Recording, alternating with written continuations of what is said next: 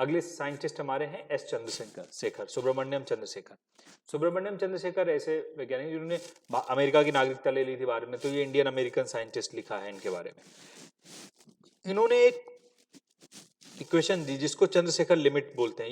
ये भी हम लोग ज्योग्राफी में पढ़ते हैं, ठीक है। चंद्रशेखर लिमिट बहुत पूछी जाती है, चंद्रशेखर लिमिट होती क्या है।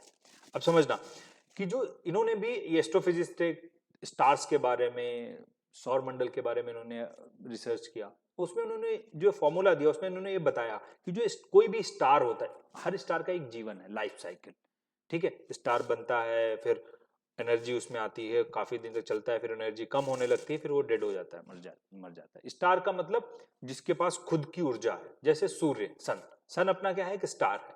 क्योंकि पता है सन के अंदर से हमें एनर्जी मिलती है। सन के अंदर न्यूक्लियर फ्यूजन होता है, नाभिकीय संलयन, हाइड्रोजन एटम आपस में जुड़ते हैं और हीलियम बनाते हैं। संलयन मतलब जब दो पार्टिकल आपस में मिलते हैं और एक बनाते हैं और ऊर्जा रिलीज करते हैं, वो संलयन है, न्यूक्लियर फ्यूजन।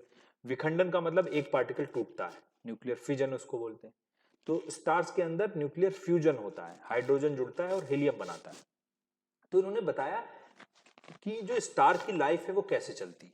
जैसे उन्होंने बताया कि जैसे अपना सन लेके चलते हैं, वो समझ में आ जाएगा कि जैसे अपना सन है, वो अभी तो ऊर्जा दे रहा है, उसमें बहुत हीलियम है, अभी सॉरी हाइड्रोजन है, वो हाइड्रोजन हीलियम में कन्वर्ट हो रही है। लेकिन जब एक टाइम आएगा जब पूरी हाइड्रोजन हीलियम में कन्वर्ट हो जाएगी, तब क्या होगा उस सन का, तो वो सन क्या हो जाएगा, एक व्हाइट डॉर्फ में कन्वर्ट हो जाएगा। उसको बोला जाता है व्हाइट डॉर्फ।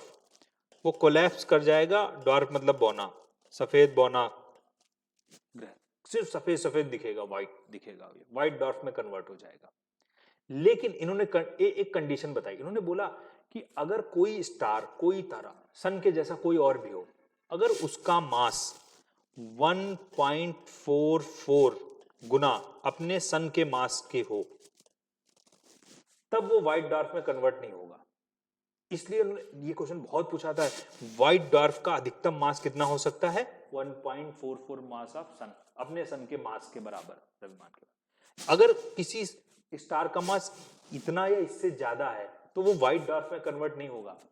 जैसे ये अपना सन है तो ये व्हाइट डॉर्फ में कन्वर्ट हो जाएगा, ये तो पता ही है क्योंकि ये इससे कम है ना। अगर उसका मास इससे ज्यादा होता तो उसमें एक एक्सप्लोजन होगा जिसको सुपरनोवा एक्सप्लोजन बोलते हैं।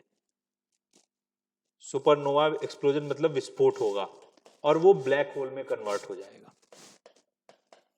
ब्लैक होल में कन्वर्ट होगा।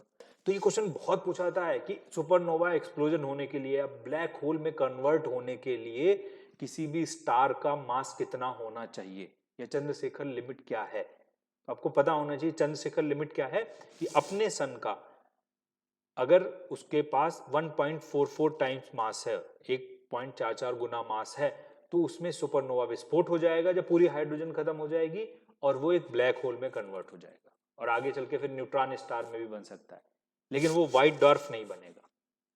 ये चंद्रशेखर लिमिट है। इनको भी फिजिक्स के लिए नोबेल प्राइज दिया गया 1983 में। ये जो हमने अभी इससे पहले साइंटिस्ट पढ़े थे, सीवी रमन, सीवी रमन इनके पैटर्नल अंकल थे, मामा थे, ठीक है, रिलेटिव थे दोनों, सीवी रमन और एस चंद्रशेखर।